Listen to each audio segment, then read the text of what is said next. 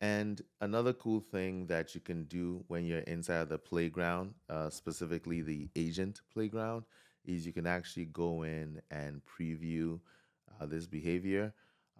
So I can actually click in this preview, and that brings me into this UI. So I'm asking, will I need a sweater on Saturday? And first thing it's going to do is get the current date, approve once. And I'm getting the weather with that current date. So we've seen this behavior, approve once. And now it's saying on Saturday, the temperature will range from, it's going to be pretty cold. So yes, a sweater is probably, and probably a winter coat, hat, whatever.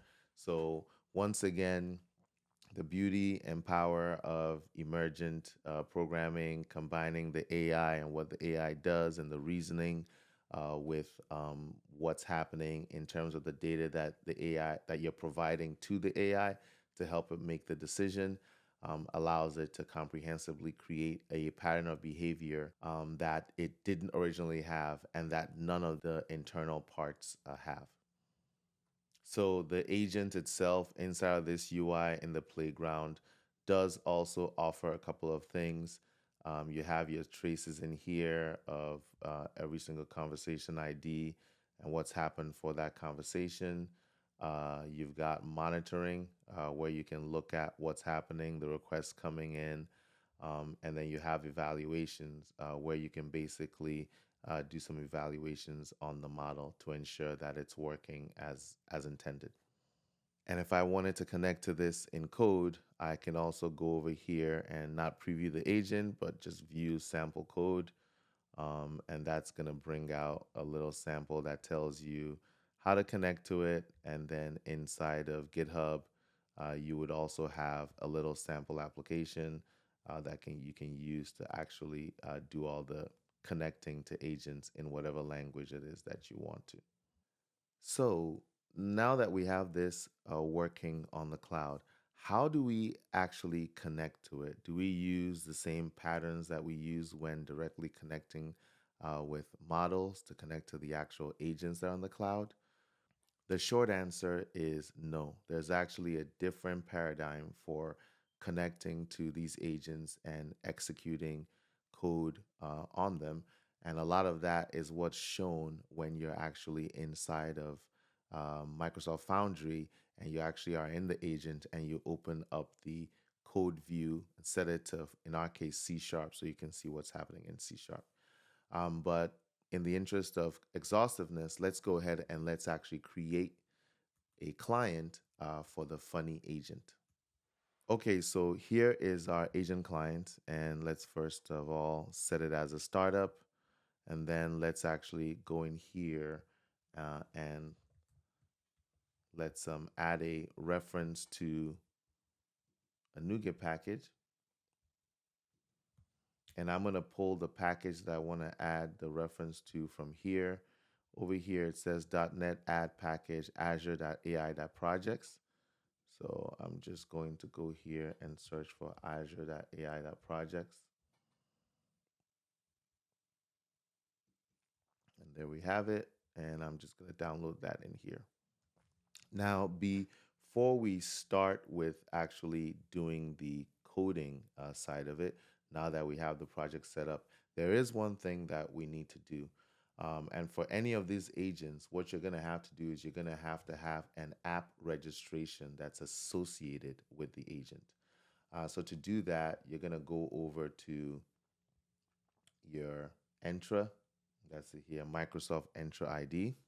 And then you're going to scroll over down to app registrations. Click on that. And then we're going to create a new app registration. And we are going to click on register. Next, we're going to create a client secret for this app by clicking on client secrets and just select a new one. And we're going to keep it at 180 days. So let's go with 90 days. And we just say okay. And that's created that. So basically, in order to connect to the agent, you're going to have to use this application as the quote unquote identity for that agent. And what you're primarily going to need from this application is the app ID, which is a client ID, um, the client secret, which we just created, and the tenant ID, which is associated with this overarching Azure tenant, which is down here. So over in my code, I've now added the values for that to an app settings that I'll be using within this application. I'm going to populate it with these values, and then those are the values that I'll basically be using for doing the communication to the agent. When we connect into the agent from our client application, we're operating on the behalf of this app that we just created. That's why we're taking the app ID, the secret, and everything associated with it. We actually connect to the app and we assume the app's identity, and it's through the app that we execute any calls that we make against the agent. Now, the URL that we're going to be using to make those calls is this URL that shows up here. It's basically the project endpoint as stated. This is the endpoint and this is the key that will be for any of the agents that you create inside of this project. So ideally, you should think about the projects as something encapsulating an application or a capability of some kind that's made up of a number of agents working together in some uniform way so that when you're connecting to them, they're all sharing the same. You can manage the endpoints and the keys and all that stuff all as one. Now, for that connection that we're talking about to work, there's two ways that you can enable that behavior. By default, the application itself is not really tied to any permissions, and everything that you're doing is going to be based on the AIM mechanisms that are built into Azure. So one approach that you can take is to go directly to the Foundry project itself. In this case, think mine AI tests. And in here, go over to the identity and access management. And basically, over here, you can add a new role assignment.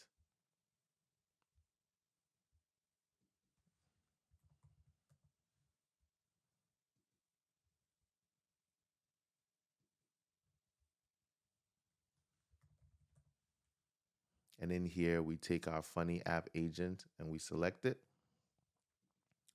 And the role we want here is AI owner.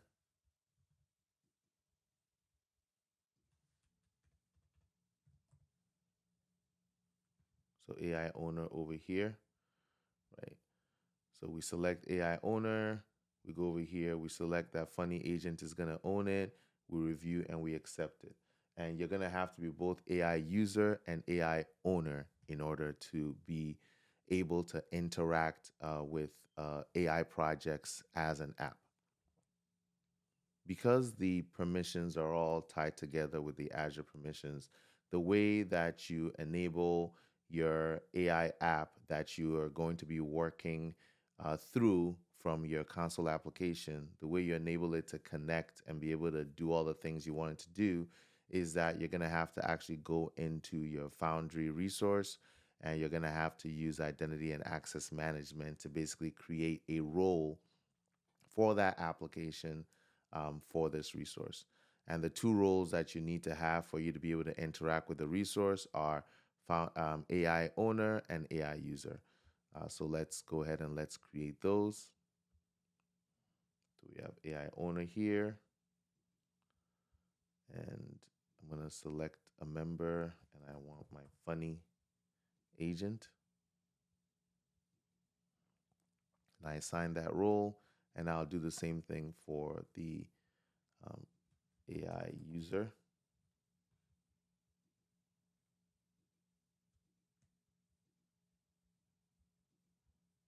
And the same thing, I'm going to select.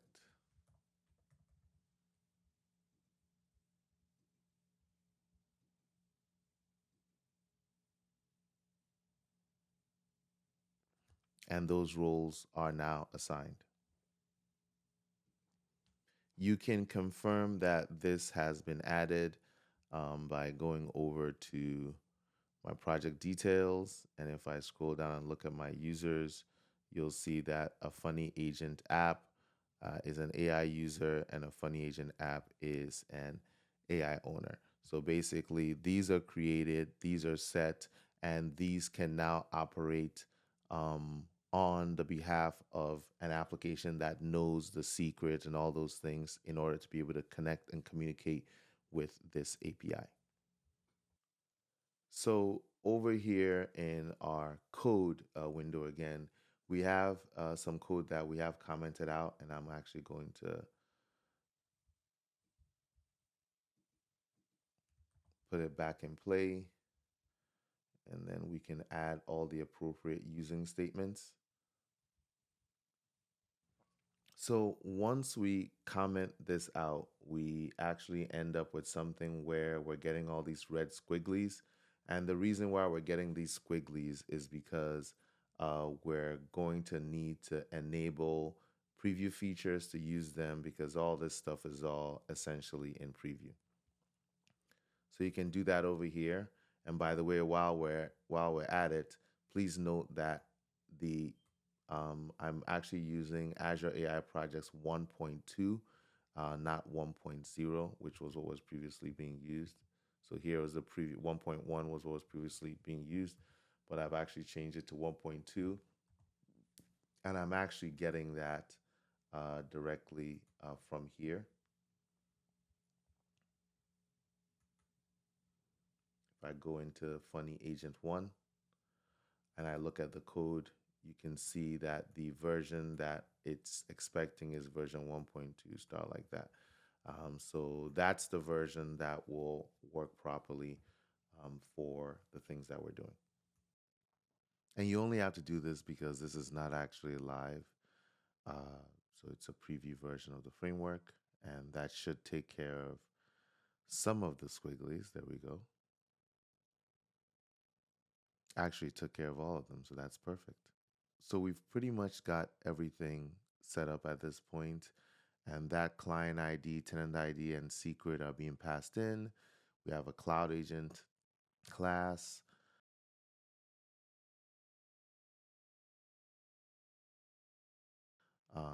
We call start to essentially make the connection to the agent, and you can actually indicate whether or not you wanted to hold on to your conversations for you. And then we essentially call respond and pass in the user prompt. And then when we get a response back from the agent, we basically write it to the console. Very straightforward. So what I'm now going to do here is I'm basically going to copy in a actual instance of the cloud agent. And I'm just going to be connecting to the values that I actually have in the app settings, where that information is stored. And of course, I'm setting it, it's been set to null right now. So I need to basically remove that, move the comment out.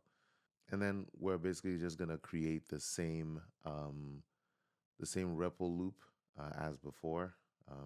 There you have it, basically just something that you can use to run the commands and determine whether or not it's running properly.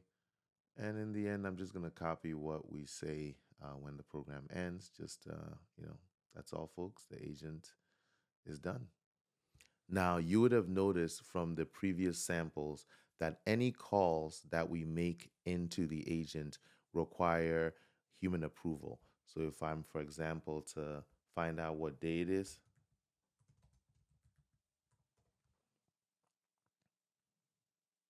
you're going to get some prompt that you need to basically approve before it will do anything.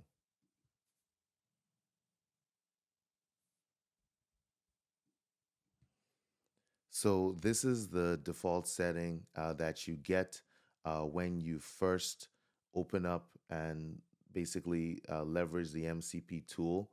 And the easiest way to see how this is actually set up is to go over to this middle tab over here, YAML, and actually look to see what's going on. And you can see that we've got our MCP tool set up here, and we have the server label, and then we have the full URL that we've specified, and then we have the connection, right? So funny MCP1 is what's being connected to.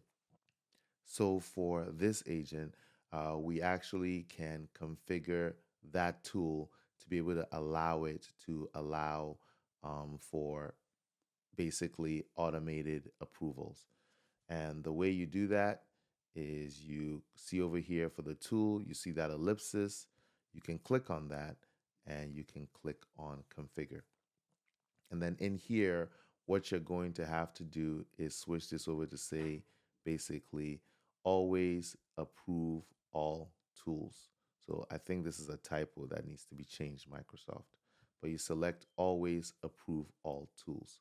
So when you select always approve all tools, it's basically going to set this agent up such that when we look at the configuration, you'll see there now that it says require approval never, right? But there's still an issue because if you look at what tools are allowed, you'll see that none of the tools that we've previously created are actually allowed, right? Now, where do you find those tool names? Well, if you recall, we previously leveraged this. So we would likely have those tool names here already, and they're tell a joke, get weather, get current time, get current date. But in general, they pretty much correspond to the method calls with a few exceptions. Obviously, this method get weather was actually get weather async, but it removed the async. Get current time was the name of that, the method that we created for getting the time. Tell a joke was the name of the method we created for telling jokes. And get current date was the name of the method we created for doing that.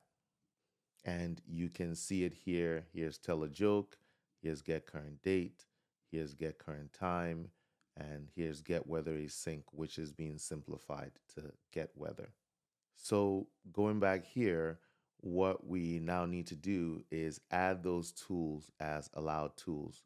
And so you can click in here and click on configure and then just add them in a comma delimited list. And we add these and we save them. And so now when we look at it, we can see that here are our allowed tools and none of them require approvals. So we should be able to now make calls to all these tools without having to worry about anything. And the easiest way to check that is to get the date.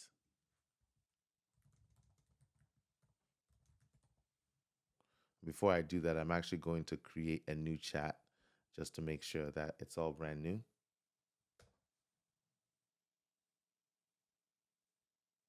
And you can see that it's saying that today's date is January 22nd, 2026, which is the date that would be pulled from our tool. And now, because we're able to make those calls without requiring human approval, I can actually now jump back over to my code base and I should be able to now call this agent from there.